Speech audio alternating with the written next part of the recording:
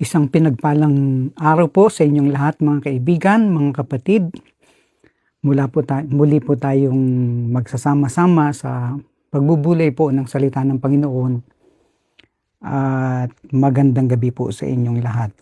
Saan man po kayo naroon, anumang oras na sa inyong lugar, ay nais ko pong iparating ang aking taus-pusong pasasalamat at pagbati sa inyo pong pagsubaybay sa ating pag-aaral ng salita ng Panginoon.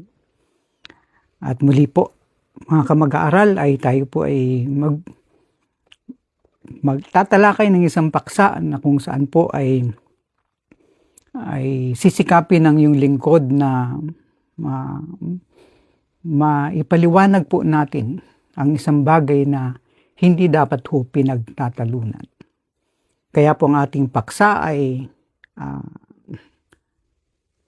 dito po natin tatalakayin sa bakit ang pagtatalo sa hyper grace, free grace, once saved, always saved, o kaya naman ay ang losing of salvation ay wala pong sense. Kung titingnan po natin ito sa biblical, hermeneutical at linguistic na pamantayan ng banal na kasulatan. Alam niyo po, ang debate sa mga paksang ito ay hindi po natatapos. May mga ilan sa ating panahon ngayon na bago lamang sulpot, ang tawag po nila sa kanilang grupo ay hyper grace o minsan ay free grace. At medyo nauna po na ito po ay tinawag na OSAS o once saved, always saved. Kapag ikaw ay ligtas, lagi ka nang ligtas. At sa kabaliktaran po nito ay ang paniniwala naman ng kabaliktaran ay nawawala ang kaligtasan at batay nga po ito sa kanyang performance o tinawag po natin dati ito na PBA, Performance-Based Assurance. Kaya po medyo magulo ang sangkrang kakristyanuhan sapagkat hindi na po maintindihan kung saan sila at kanino papanig patungkol po sa paksang ito. At minsan pa ho ang masakit ay ang katawan ni Kristo o ang Kristiyano ay nagkakaroon pa ng tampuhan o hindi pagbabati. Dahil hindi ako pwede makipag-fellowship sa iyo kasi ang paniniwala mo ay nawawala sa iyo ang kaligtasan. Sabi din naman ng kabilang panig, ako naman, hindi ako makapag-fellowship sa iyo kasi osas ka.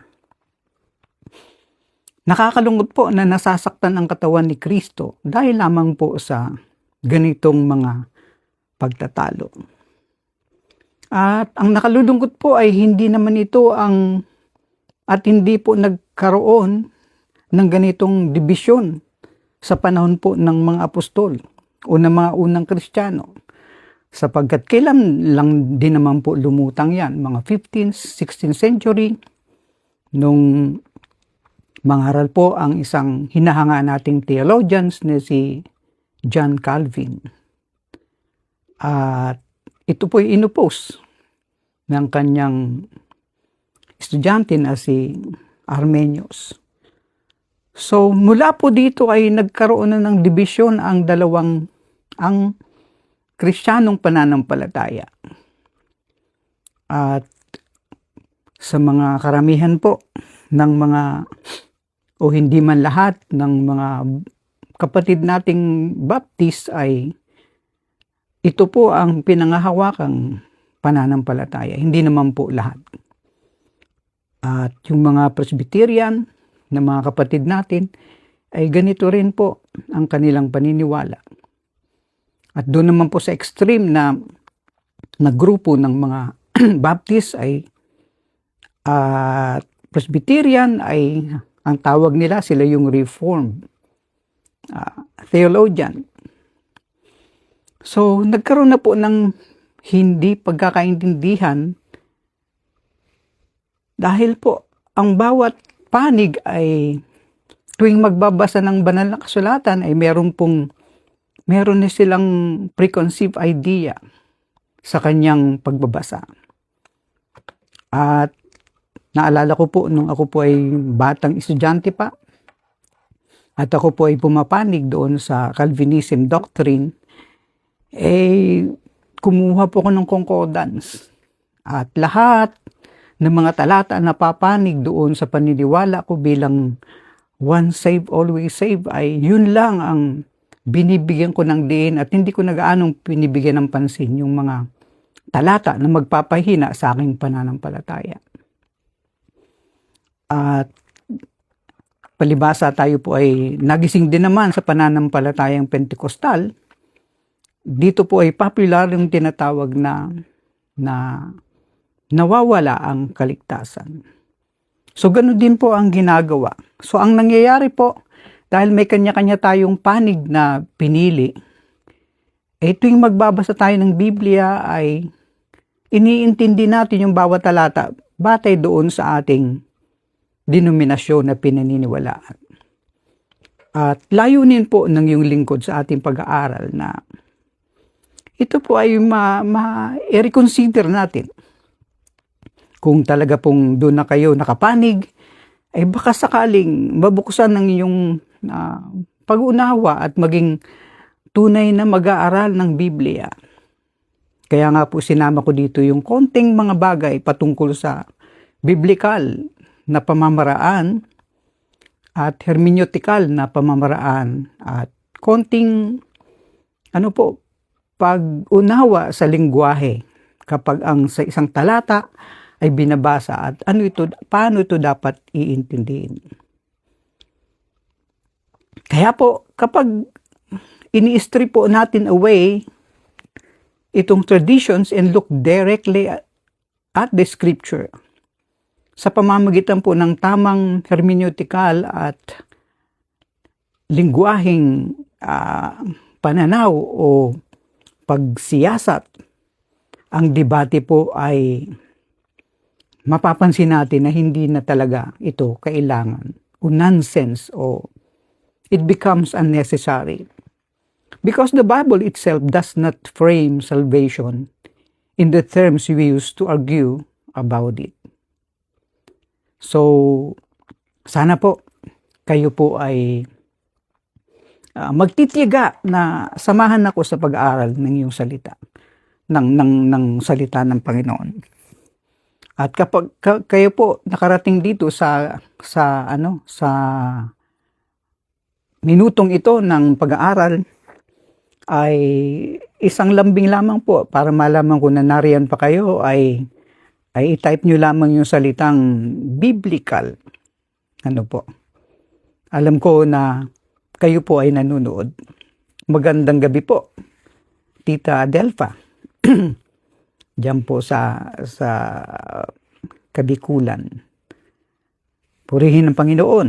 Nawa po tayo ay makarating sa malinaw na pagkaunawa ng salita ng Panginoon. Ang unang pong punto po na nais kong dalhin sa ating pag-aaral ay sa wikang Ingles is the Bible does not use our modern debates term. Hindi po talaga ginagamit ng Biblia o hindi po talaga mababasa ang tinatawag na titulong free grace, hyper grace, oosas, or losing salvation. At ito po ay liliwanawin natin sa mga ilang talatang ginagamit sa ating pagpapatuloy ng pag-aaral. So, ulit po, ang unang punto ay the Bible does not use our modern debate terms na ginamit. From a linguistic perspective po, kung paanong isinulat ang banal na kasulatan, batay doon sa mga unang tagapakinig na sinusulatan, ay titingnan po natin ang mga salita at mga konsepto na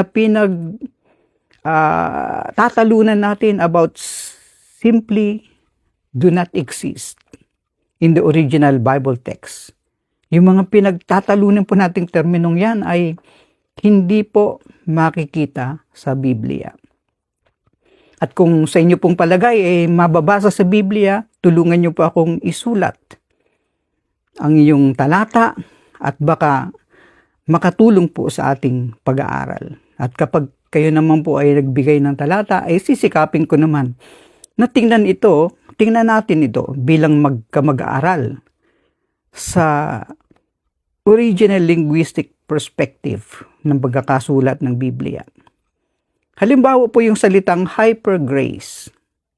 Popular po ito na sa pagpresentasyon po sa alab ng pagpapahayag ng kagustuhan ng Diyos na ang lahat ay maligtas, tinawag po ito na hypergrace.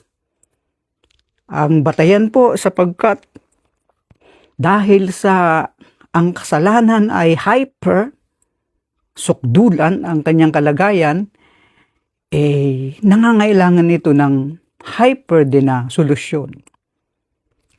Parang ganito po yun, kapag ang sakit ay sakit na pang tao ay kinakailangan ng gamot, ay syempre gamot na pang tao. Ngunit ito ay kung sakit pang kabayo, ay dapat ang gamot po ay sakit pang kabayo. Hindi po pwedeng pagbalik na rin yun. Minsan nagkakamali tayo yung paracetamol na iniinom natin. Kapag may sakit yung ating alagang aso sa ating kakulangan ng kaalaman, napapainom natin ang paracetamol na pang tao. At hindi po ito pinapayo ng mga vet o mga doktor ng hayop. So, ano po ba yung hypergrace o free grace? At ito po ay later lang, itong dekada lamang po or itong ating century, 21st century na lumalaganap ito pong tinatawag na free grace o hyper grace. Alam ko po na kayong napapabilang sa paniniwalang yan. Ipagpipilitan nyo na, hindi, nababasa sa Biblia yan, hindi yan bago, mali ka dyan. Pakinggan lamang po natin. Ulitin ko po, wala pong termino sa Ebreo, Aramaiko at Griego o Greek that describes grace as unlimited to the point of ignoring sin. Yung biyaya po ay hindi po ito tumutukoy sa walang limitasyon. Sukdulan pong hindi na pinahalagahan o pinalalabnaw na ang kasalanan. O yung free with no call to obedience. Sapagkat ako may malaya ay wala nang pagpansin o pagkalabit sa pagsunod. Where ang biblical word po na ginamit dyan sa salitang Griego, sa salitang grace ay charis o charis. C-H-R-I-S. Kung hanggang sa punto pong ito, kayo po ay nanunod pa rin, pakitype lamang po yung salitang charis. C-H-A-R-I-S. Ano naman po ang ibig sabihin niya? Simple lamang po yung kahulugan niyan doon sa wikang Griego. Unmerited favor. Hindi mo pinagpaguran o pinagbayaran na pabor. Ibig sabihin, natanggap mong libre, voluntaryo na hindi mo hiningi. Ito po ay binigay sa iyo. Ngunit yung salita pong charis o ay lagi pong, it always comes with a call to live differently. Mababasa po yun doon sa Tito, Kabanatang 2:1 at 12, Kabanatang 2:11 at 12. So, lagi pong kapag binabanggit ng biyaya, may kasunod po ito na responsibilidad ng pamumuhay na may kaayusan. Dako po tayo doon sa tinatawag na OSAS. Ano naman yan? Once saved, always saved. So, popular po ito at naging popular sa ating mga Bible students. But the Bible never uses the praise or this praise Once saved, always saved, o OSAS. It talks about security in Christ. Yung iniisip siguro natin na OSAS o once saved, always saved ay marahil iniisip natin yung ating katiyakan o katiyakan ng sino mang na kay Kristo. Magandang gabi, Sister Seni. I hope na kayo po ay pinalalakas ng Panginoon. Thank you for typing, Charis. God bless you po. So, tingnan po natin yon. Uulitin ko po, sabi ko kanina, the Bible never uses this phrase, once saved, always saved. It talks about security in Christ. Halimbawa po, mababasa doon sa Roma 8:38 at 39. At ito po ay nagbababala, it warns against turning away. Ito po ay babala at patungkol sa paglayo, pagtalikod. Yan po ang sinasabi ng talata. At mamaya po, medyo papasadahan natin yan. Mababasa din po doon sa aklat ng Ebreo, kabanatang 6, 4 hanggang 6, ang patungkol po sa pagtalikod, panlalamig o paglayo. But it does not frame this as katulad ng iniisip natin na wala nang pag-asa. O yun ang ating palagay na hindi talaga ligtas yun, kaya niya nagawa yun. So, papasadahin din po natin yun. At yung isa pa ho, yung sa paniniwala ng mga charismatic, Katoliko, Iglesia ni Cristo, at iba pa, at mga Pentecostal na losing of salvation. Hindi rin po binabanggit ng Biblia yan. There is no term in the original language that directly translate to this. The Bible speaks of falling away. O marahil, ang mababasa natin ay falling away instead of losing salvation. Marahil iniisip natin, di ba parehas din naman yun? Yes, yan po ang ating liliwanagin po mamaya. Yun ang problema kapag medyo paborito sa aking tindig na nawawala ang kaligtasan. So, these are not the same as losing or something you once had. Hindi po yun, yung losing na nasa iyo at ito po yung nawala pa. So, in conclusion, dito po sa unang bahagi ng ating pag-aaral, we are debating or arguing over words and ideas that the biblical authors never used. This is like arguing about a game using rules that were not written for it. Halimbawa, tayo po ay naglalaro sa isang uri ng laro, at pinagtatalunan natin yung isang reglamento na hindi naman po rules yun sa larong yun. So, hindi po tayo magkakaintindihan. Halimbawa, yung larong football ng mga Amerikano, at dito po ang tawag dito sa Australia ay footy, ay mahirap na magtalo yung dalawang player na magkaiba po, bagamat parehas na konsepto na sila po ay nag-aagawan ng bola, ay hindi po pareho ang regulasyon noon. So sa ating conclusion po, we are arguing over words and ideas that the biblical authors never used it. This is like arguing about the game using rules that were not written for it. So, okay, konting pahinga po tayo. Maraming salamat po sa inyong pagsubaybay at salamat po na narayan pa rin kayo. Dako po tayo sa ikalawang punto ng ating pinag-uusapan. Hermeneutics, hindi po ang iyong lingkod yun. Ang aking palayaw ay Herme. Hindi po. aral ko to. Kung dito po ay isang paksa o subject sa Bible College o Bible School sa mga nag-aaral po ng Biblia.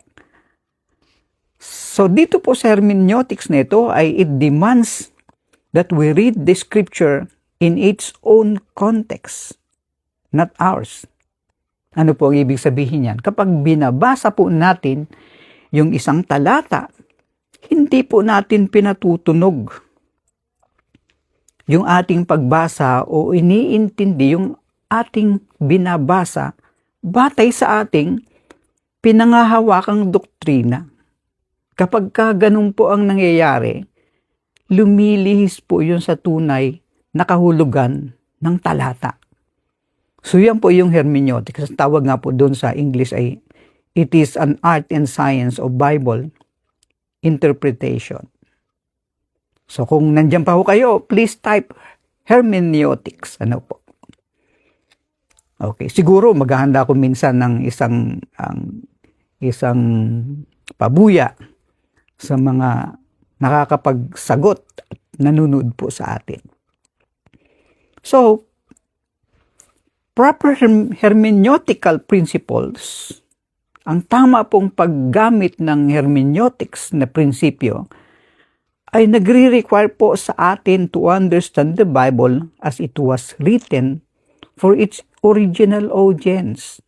Dapat i-consider po, mga kamag-aaral, na kapag binabasa po natin yung isang talata ay iisipin natin sino yung sinulatan, sino yung kausap. Halimbawa po kung kino-quote doon sa nagsasalita, aalamin mo kung sino yung kinakausap. Magkakaroon po ng problema kapag in-apply ka agad natin sa atin kasi magkaiba po tayo ng kultura. So mapapalayo po yung kahulugan ng talata kapag hindi natin inalam yung tunay na kahulugan ng pagkakasabi nung nagsabi sa panahon na kanyang sinabi ang gayong salita. So, diyan po ito pumapasok. That it requires to understand the Bible as it was written for its original audience, not through the lens of our 16th century debates between Calvin and Arminius. Bakit naman po nabanggit ko si Calvin at si Arminius? Doon po kasi kay Calvin, meron po siyang 5 punto ng Calvinism, ng popular po sa tawag na tulip. Hindi po yung bulaklak, kundi T stands for total depravity. Unconditional election, limited atonement, irresistible grace, and perseverance of the saints.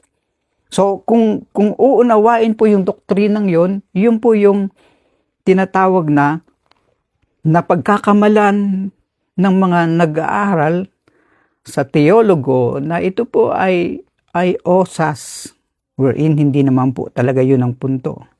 At ang kabaliktaran po niyan, si Arminius. Siyempre, lahat ng tayo doon sa tulip ay laging opposite. Halimbawa, total, sa kabila po ay hindi, partial. Unlimited, limited. Unconditional election, conditional election. So, ganito po yung nagbabanggaan.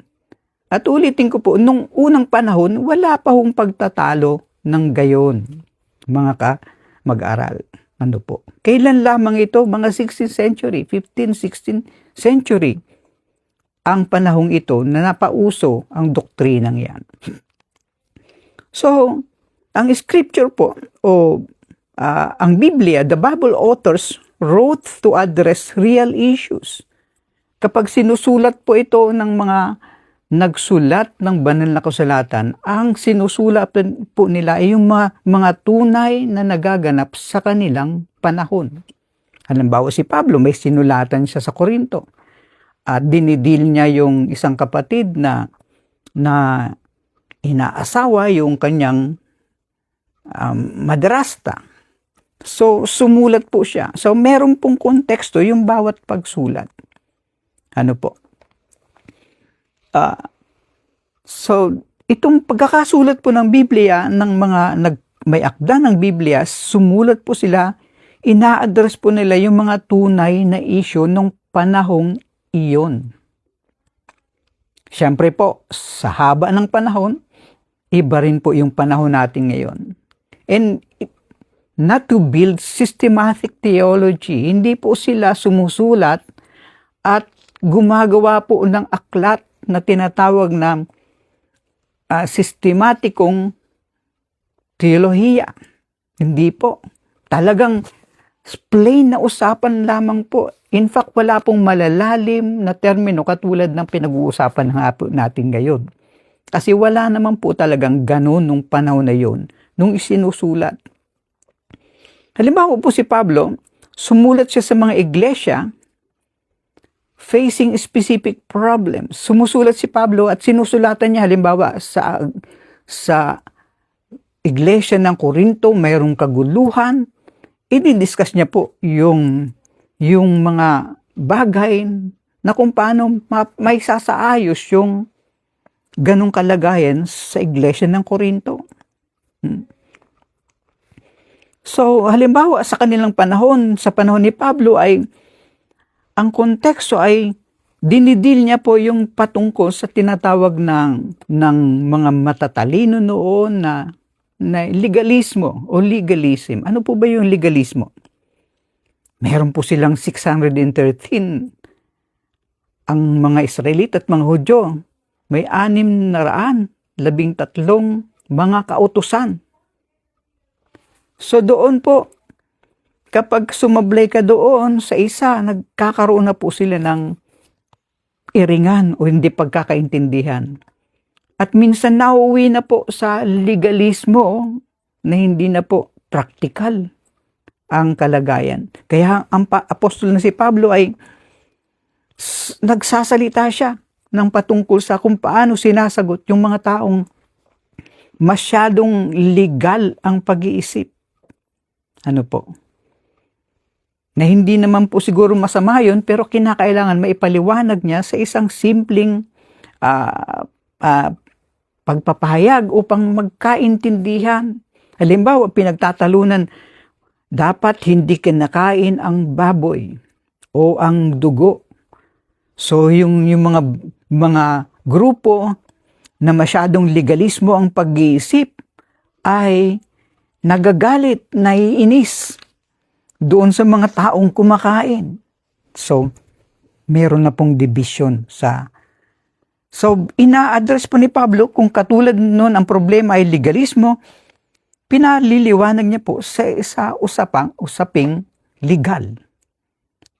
At yung iba naman po, minsan may immoralidad tulad nga po ng nabanggit ko kanina sa kalagayan ng Corinto.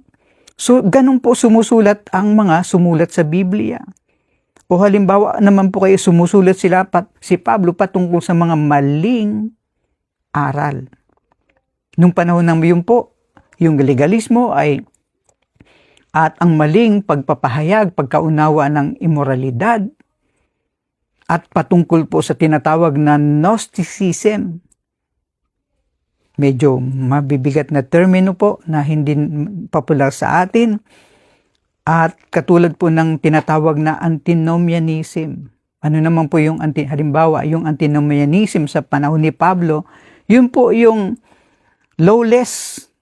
Ano po? Pag sinabing anti, kontra, tapos yung nomos ay kautusan. So, kontra sa kautusan.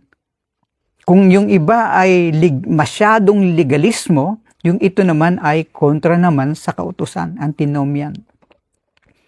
So, kapag tiningnan po natin ito, doon nagsisimula yung paggamit ng mga pagtatalo na hindi na ang kaligtasan ay biyaya at hindi sa pamamagitan ng gawa.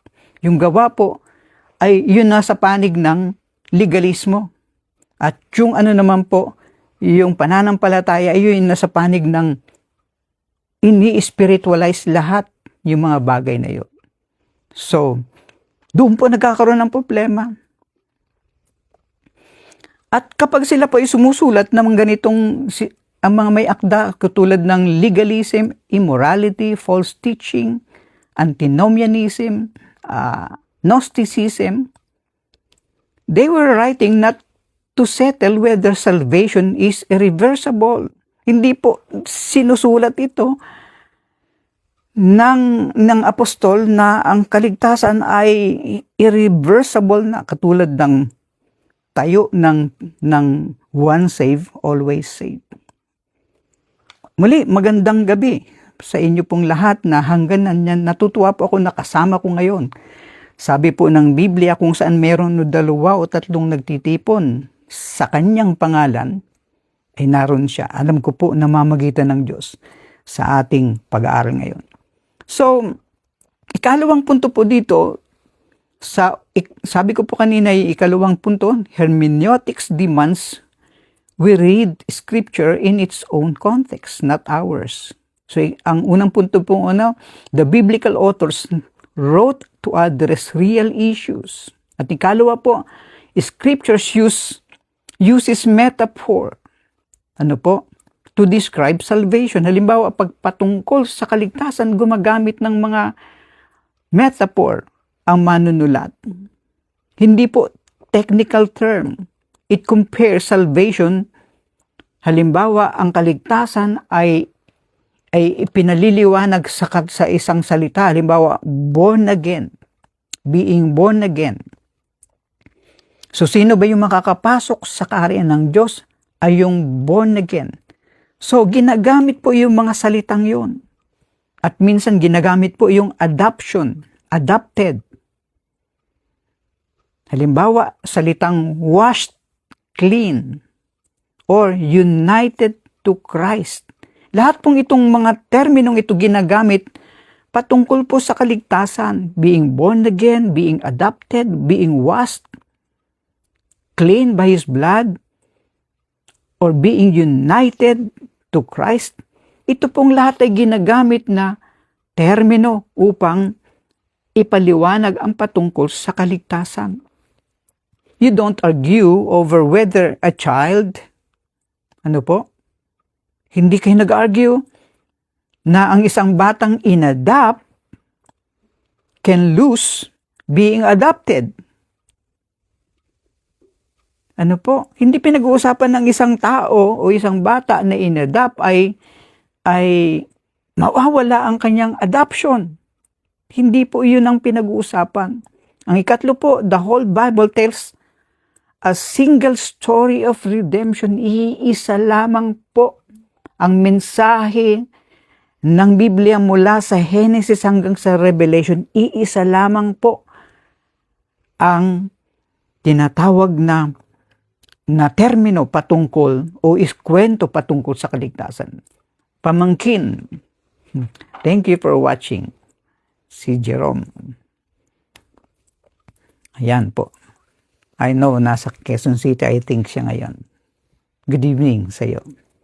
So, the whole Bible tells a single story of redemption, not competing ideas about grace, free grace, hyper grace, and free will. From Genesis to Revelation, the narrative is about God's pursuing humanity. Makikita po natin, mula pa lamang sa unang aklat ng Biblia, ipinakikita na doon kung paanong hinahanap ng Diyos, hinanapan ng Diyos ng solusyon ang kanyang problema. Choosing humanity to respond and God working to restore all things. Ganun po ang Diyos. Na nasa Biblia, ang Diyos na mababase sa Biblia, lumikha ng sangkatauhan, ang sangkatauhan ay nahulog, nagnahiwalay, ang kanyang relasyon sa Kanya, nagbunga ito ng kamatayan mula pa lamang sa Genesis. Hinanapan na po ng Diyos ng solusyon ito. So, from Genesis to Revelation, the narrative is about God's love pursuing humanity. Humanity choosing to respond and God working to restore all things. Plano ng Diyos na isaayos muli ang lahat ng bagay upang ang lahat ay siya ay maging lahat sa lahat. There is no contradiction here. Wala pong pagtatalo dito. Just a mystery we cannot fully explain with our human frameworks. Yan po ang kalagayan. So ang konklusyon po natin dito sa ikalawang punto, si Calvin at si Arminius, they built systems to explain biblical mystery. Gumawa sila ng sistematikong teolohiya upang ipaliwanag ang misteryo ng Biblia. But the Bible itself does not force us to choose between Arminius and Calvin on their views. So yun po ang maliwanag, wag po nating guluhin ang ating isip, mga kaibigan, mga kapatid, mga kamag-anak at mga kamag-aaral. So dadako po tayo dito sa ikatlong punto na sa ating pinag-uusapan. Linguistic analysis. Medyo konting pong pag-analisa ng mga lingwahe because it shows key passages are not about our debates. So gagamit po tayo ng mga talata na inyo pong babasahin na lamang sa inyong mga Biblia. Kung wala kayong Biblia, napakadali na po ngayon. Ida-download nyo lamang po sa inyong app, kakaroon na kayo ng kopya ng Biblia. So, linguistic analysis shows key passages are not about our debates. Ano po ba yung pinagtatalunan? Grace, hyper grace, free grace, osas, losing salvation. Yun po yung pinagtatalunan. So, halimbawa po, babasa tayo ng isang talata doon sa Roma, aklat ni Pablo sa mga taga-Roma, kabanatang 8. Sa kakulangan ng oras, in-encourage ko po kayo na babasahin nyo na lamang ito. Romans 8:38 and 39. At ang isang talata po, isang phrase na sinabi po doon, nothing can separate us from God's love. Wala kanyang makapaghihiwalay sa atin sa pag-ibig ng Diyos. O tamo, tingnan mo, yun po ang aming talata sa Osas. Once saved, always saved. Sapagkat walang sino mang makapaghihiwalay sa atin sa pag-ibig ng Diyos. Kung aalisin po natin yung ating teolohiya na nakopya po natin, niyakap natin dito sa mga teologong ito like Calvin and Arminius, kung titingnan po natin, this is about God's faithfulness. Yun po ang gustong iparating ng may akda ni Pablo. Gusto niyang iparating sa mga kapatid, sa mga umaasa, sa mga kumakapit kay Kristo, na walang makapaghihiwalay sa iyo sa kanyang pag-ibig. So ang gusto niyang iparating po, napakasimple, this is about His faithfulness. This is not about whether we can choose to walk away. Hindi po pinag-uusapan dito na ikaw ay dito sa talatang ito ay pwede kang lumayo. Pwede mong tanggihan. Pwede mong baliwalain. Hindi po ang pinakapakay ng sumusulat ni Pablo. Gustong iyang iparating na iyong Diyos na iyong pinananampalatayanan. Hindi po hihiwalay ang kanyang pagmamahal sa iyo. Ibig sabihin, ever faithful siya. So it's not about whether we can choose to walk away. The Greek word for separate, nothing can separate. Yung salita pong Griego sa salitang separate ay choreso. Para pong yung panghalo natin sa ating ingredient sa langganisa, chorizo. Ito po yung nangangahulugan to divide. To divide. Meaning God will never abandon us. Hindi niya tayo iiwanan. But it does not say we cannot turn our backs on Him. Sinasabi po ng may akda na si Pablo, sumusulat sa mga taga-Roma, na walang makapaghihiwalay sa iyo sa pag-ibig ng Diyos. Hindi niya po sinasabi doon na we cannot turn our backs on Him. Yun ang intensyon ng Diyos. Yun ang gustong iparating ni Pablo sa mga nagtitiwala kay Kristo na hindi kanya iiwanan. Pero hindi niya po tinatalakay doon ang tungkol sa paano kung umiwan ka?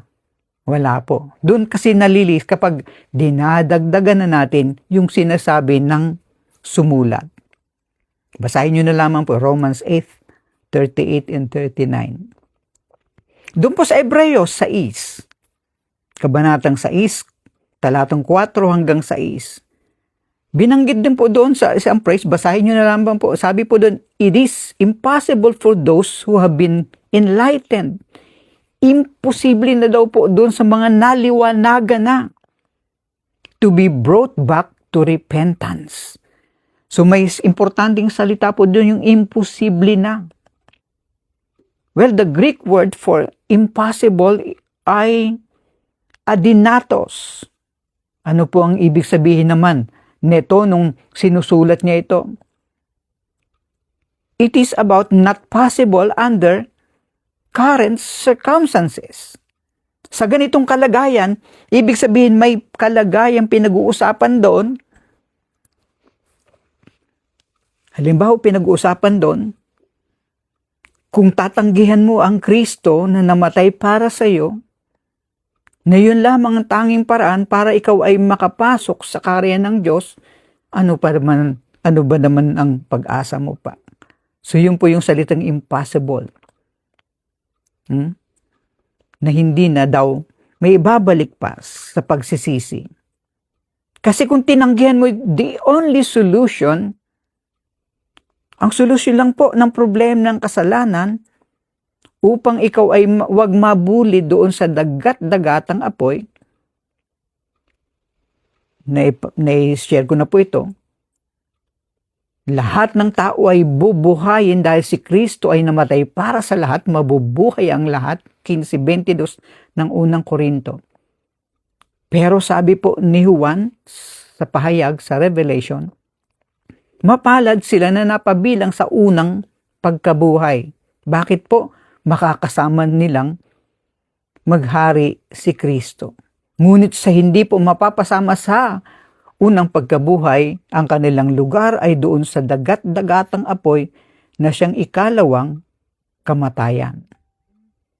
So ano po ang ibig sabihin ng apostol nung sinasabi niya ito?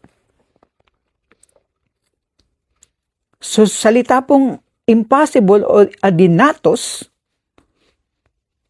means not possible under that current circumstances, sa ganong kalagayan nung panahon nila.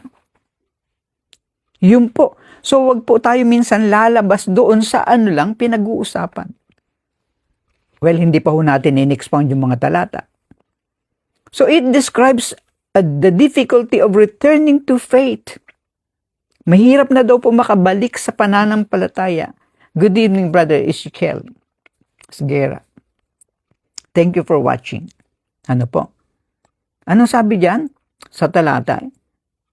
Difficulty of returning to faith after openly rejecting it. Kung ito lang ang pamamaraan ng Diyos upang ikaw ay maligtas, tinanggihan mo pa ba naman?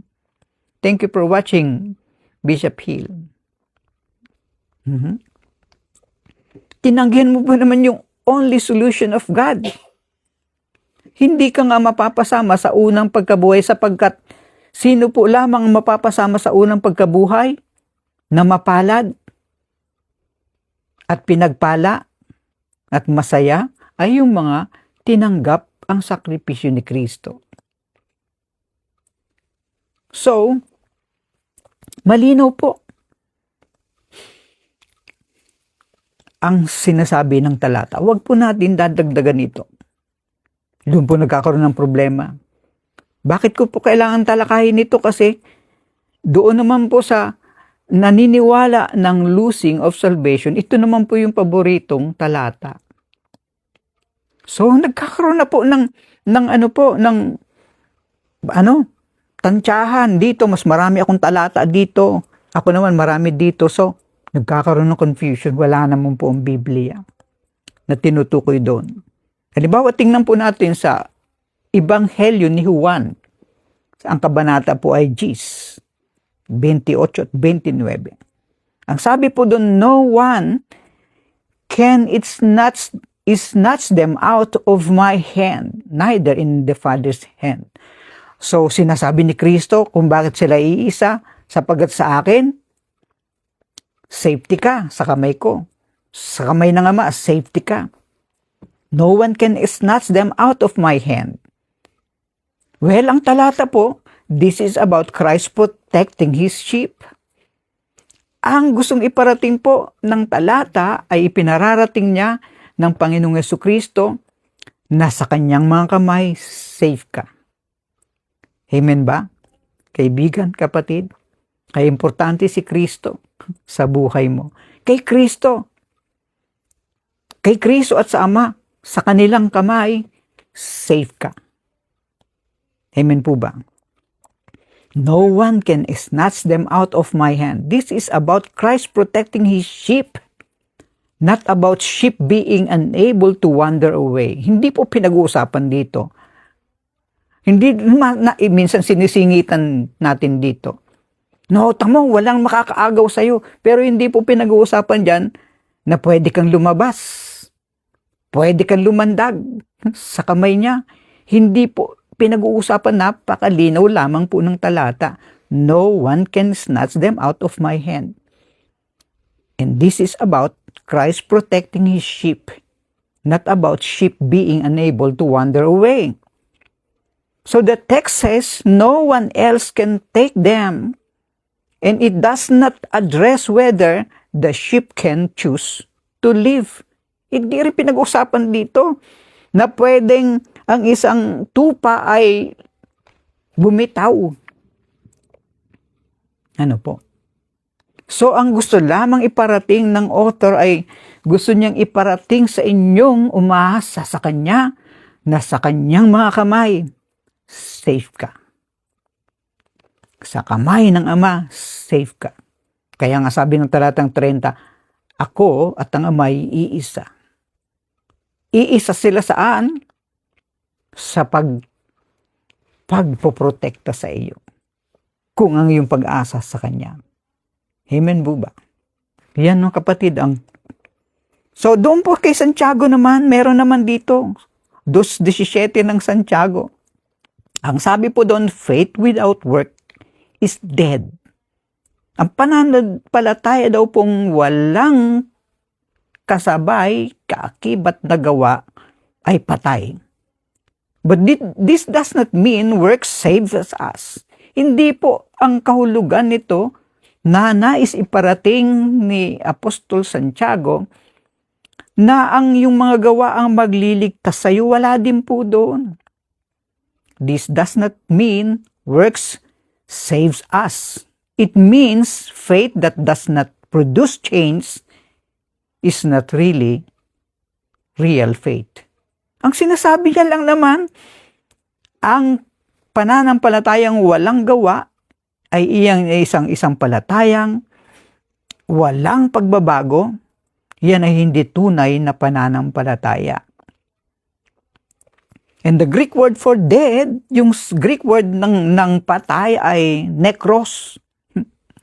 Ano po? Ano po ang kahulugan niyan? It describes something that has no life or power. Ibig sabihin ng patay, walang buhay at wala nang magagawa. It is not something that was once alive and then died.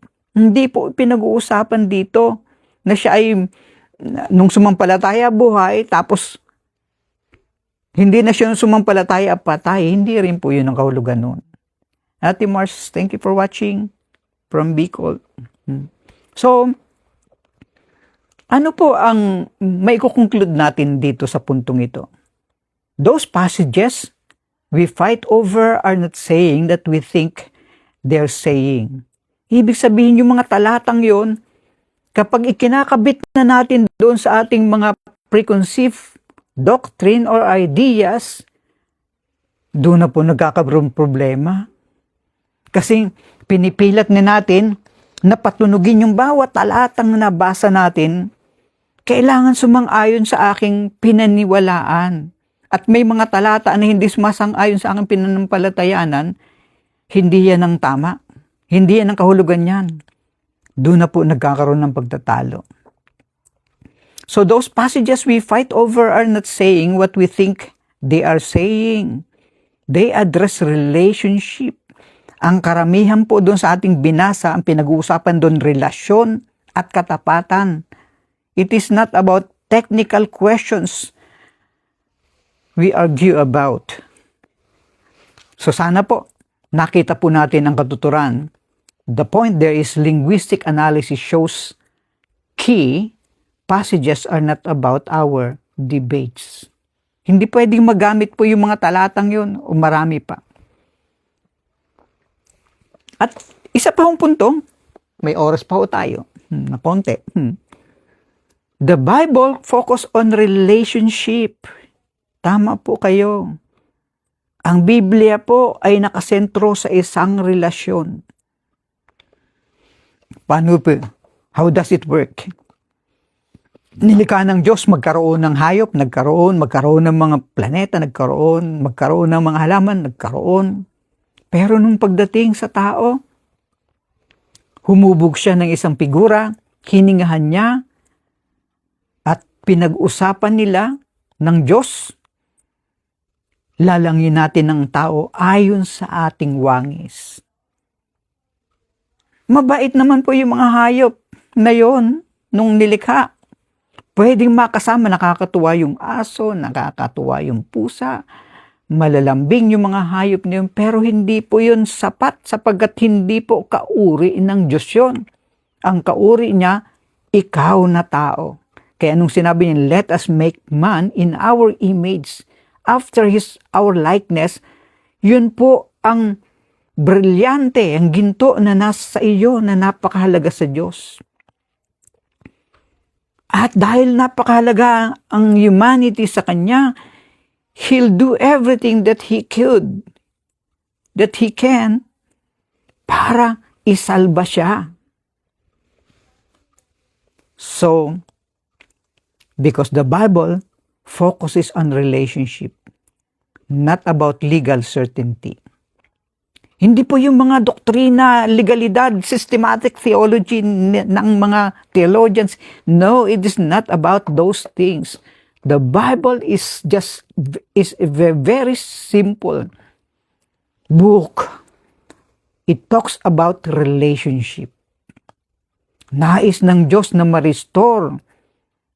Nung ang tao likhain niya nahulog sa pagkakasala, ang nangyari po sa kanya, dalawang importanteng bagay, nahiwalay ang kanyang intimate, malapit na relasyon. Napalayo ang tao. Yun po ang nawala. Ikalawa, dahil napalayo ang tao, nagpakalayo-layo siya, nagdulot ito ng kamatayan that God has to give solution to the problem. And Paul Scholes say it in Romans 6:23, for the wages of sin is death. Ang kabayaran ng kasalanan ay kamatayan. So yun ang sinusolusyonan ng Diyos. Hindi niya sinusolusyonan sa Biblia. Ang Diyos hindi siya nagbigay ng solusyon para ang tao ay hanguin sa impyerno. In the first place, wala siyang planong ilagay ang tao sa impyerno. Wala po. At yan ang ipagpapatuloy kong ipaglilingkod sa inyo. Wala po. Ang sinulusyonan niya, kamatayan. The wages of sin is death. God gave a solution to the problems of sin, and the penalty of sin is death. Kaya nga may salita po doon, but ang kabaliktaran, but the gift of God is eternal life through Jesus Christ. And that is the solution to the problem. And what is the problem? Relationship. Nahiwalay. Dahil sa inyong kasalanan, kayo nagpakalayo-layo, sabi na Isaiah. Sinolusyonan yan ng Diyos sa pamamagitan ni Kristo. At maging ang iyong kamatayan na wala ng pag-asa ay nagkaroon ng pag-asa. Dahil yun ang plano ng Diyos para sa iyo. So, at its core, the Bible presents salvation as a relationship with God through Christ. Ang pinapahiwatig ng Biblia ay isang relasyon sa Diyos sa pamamagitan ni Kristo. It is not a legal contract that either guarantees security or allows for termination. Hindi ito isang parang marriage contract na kapag hindi nagkasundo, mag-divorce. No, it's not about that. This is a relationship na ang Diyos mismo ang nag-initiate. And may mga awit na tinawag, it's a stubborn love. Kahit nagpakalayo-layo, that God will never let it you go. So relationship are not about once you're in, you can never leave.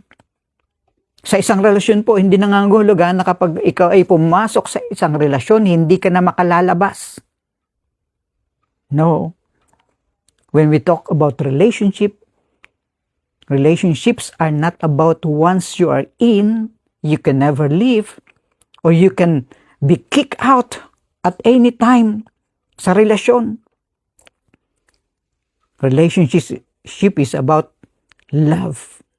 Ang relasyon po ay patungkol sa pag-ibig, pagtitiwala, and a mutual commitment. Kaya nga kapag kinakasal, ang sabi po doon, till death do us part. Ano po? Ngayon po, ng buwang ito, ay aming 35th anniversary. Ano po? Aming mag-asawa. And because of that relationship, ang relationship na yan nagkikip sa amin, it's not about the marriage contract na pwede mong pawalang bisa. This is about love that binds us. This is about trust na hindi namin sinira for the past 35 years. Because it is our mutual commitment. So the Bible focuses on relationship, not about legal certainty. Tigilan na po natin yon, mga osas-osas na yon, kapatid, kaibigan. Relasyon nito, pahalagahan natin.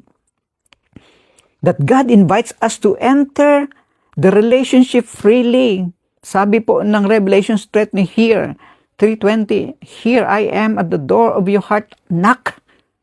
He's calling and calls us to remain faithful. Sabi po doon sa 2:10 ng pahayag, siya na magtatagumpay. He is faithful even when we are not. Yan po ang sabi ng Biblia, 2 Timothy 2:13. But also respects our freedom to walk away.